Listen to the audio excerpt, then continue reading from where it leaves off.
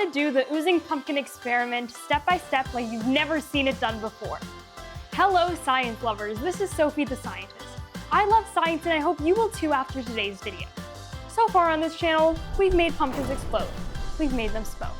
Well today, we're going to make them ooze some crazy colorful foam. So let's get started.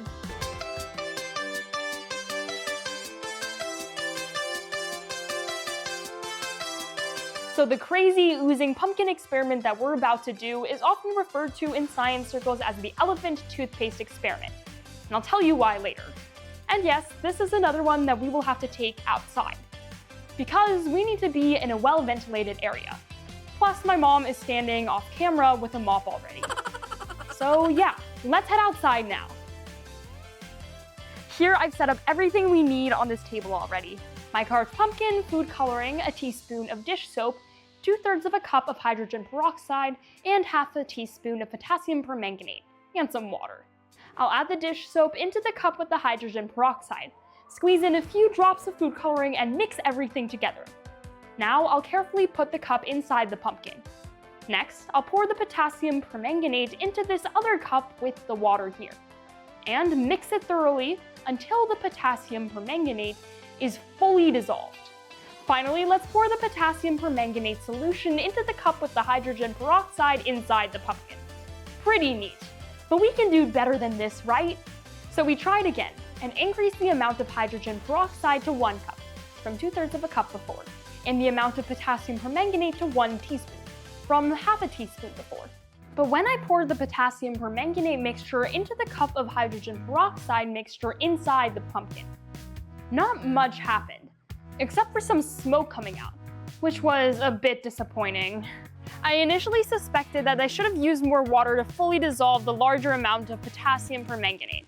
So I put on my scientist hat and tried to figure out how to save this experiment. I thought about how mixing the water and potassium permanganate led to greater dissolution, and wondered whether a similar idea could apply to the hydrogen peroxide and potassium permanganate. So I began mixing the two, hoping it would lead to more hydrogen peroxide and potassium permanganate coming into contact, and a greater reaction. I did a lot of mixing. And check this out, that's what I call a crazy oozing pumpkin. 3rd time's the charm though, this one is even better. Right, so remember when I said in the beginning of this video that this crazy oozing pumpkin experiment is often referred to in science circles as the elephant toothpaste experiment? Well, let me show you why. But to do that, we'll need a more cylinder-shaped container rather than a pumpkin. I'm going to use the same amount of hydrogen peroxide as before and pour it into this container. Now I'll add a few drops of food coloring and a teaspoon of dish soap. Then I'll prepare my potassium permanganate solution and stir it until it's fully dissolved in the water. I've learned my lesson about the benefits of thorough mixing in science experiments. And yes, this is leftover foam from the pumpkin. Now let's pour the potassium permanganate solution into the hydrogen peroxide solution, and oh my goodness! That's why this is called the elephant toothpaste experiment, because it shoots out of the container looking like toothpaste that only a large animal like an elephant could use. So now, I'm going to have to clean everything up. And as soon as I do, we're going to take things back inside. So yeah, cleaning up the elephant toothpaste took longer than I'd expected. Good thing we did this experiment outside. Right, let's talk a bit about the actual science behind what just happened with the pumpkin and in this container as well. I can keep watching this over and over. In any case, what you should know is that hydrogen peroxide has a natural tendency to decompose on its own into water and oxygen gas over time. Normally, this would occur very slowly. So what we just did was speed up this process quite a bit with a catalyst, potassium permanganate. A catalyst is a chemical substance that speeds up a chemical reaction. So here, the decomposition of hydrogen peroxide, while not becoming part of the end product or changing during the chemical reaction. So, while hydrogen peroxide changed its form, the potassium permanganate remains the same. The catalyst causes the rapid release of oxygen gas that is then trapped by the dish soap in small airtight bubbles, which is what creates this foamy eruption that looks like crazy foam oozing out of a pumpkin. or elephant toothpaste coming out of a tube. And we saw a somewhat similar effect when small airtight bubbles trapped the steam from heating up marshmallow peeps in the microwave, and made them almost explode as well. Check out this video here if you haven't seen it yet. In a nutshell, the potassium permanganate triggers a very fast breakdown of the hydrogen peroxide into water and oxygen, producing a large volume of oxygen gas in a very short period of time. And the oxygen is what makes up the resulting foam. This is an exothermic reaction, meaning heat or energy is released and the resulting foam will be warm, potentially even hot. And that's why you see the smoke coming out here. I did wait a bit to let the foam cool off before touching it and cleaning things up. There are a few other important things to keep in mind about this experiment. So let's talk a bit more about this now and afterwards. You can check out our exploding pumpkin video here. That was even more awesome. Now a few words about the chemicals we use for this experiment. Both hydrogen peroxide and potassium permanganate are widely used as disinfectants and easily available for purchase. The hydrogen peroxide is also used as household bleach for cleaning and laundry purposes, so you can get it in your local supermarket in varying concentrations. For this experiment, I used 12% hydrogen peroxide.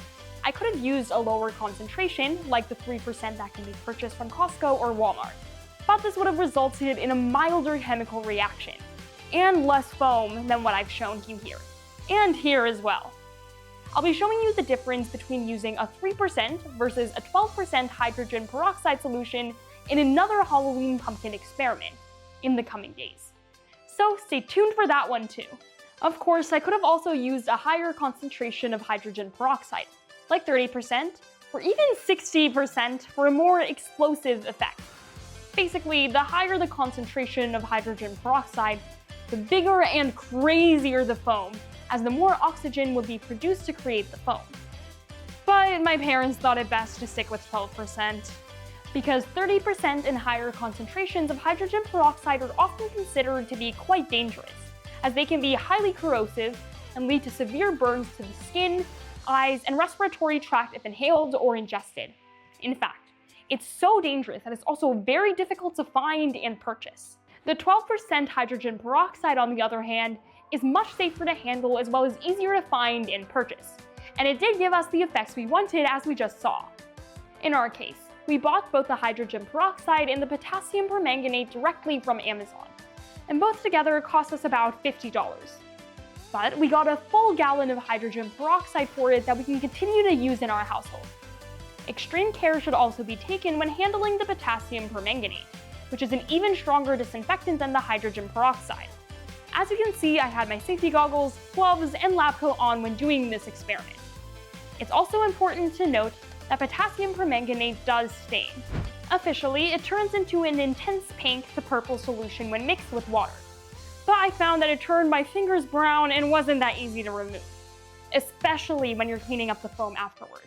So don't ask me about the details. So if you're thinking of doing this experiment at school or somewhere else where you can find a safe space, make sure to cover up your workspace properly if you don't have a table that's specifically for experiments, like we do at home. And as I mentioned earlier, do make sure that you wear goggles, gloves, and a lab coat the entire time, even during the preparation and the cleanup phase. And don't throw your used pumpkins into the compost pile, because the hydrogen peroxide and potassium permanganate are disinfectants and can slightly disrupt the composting process by destroying the beneficial microbes responsible for decomposition. But let's save composting for another video on another day. So I hope you enjoyed our crazy oozing elephant toothpaste / pumpkin experiment today and learned something scientific. For more amazing Halloween experiments, check out our exploding peeps and pumpkin experiments here. See you again very soon with even more science fun and facts.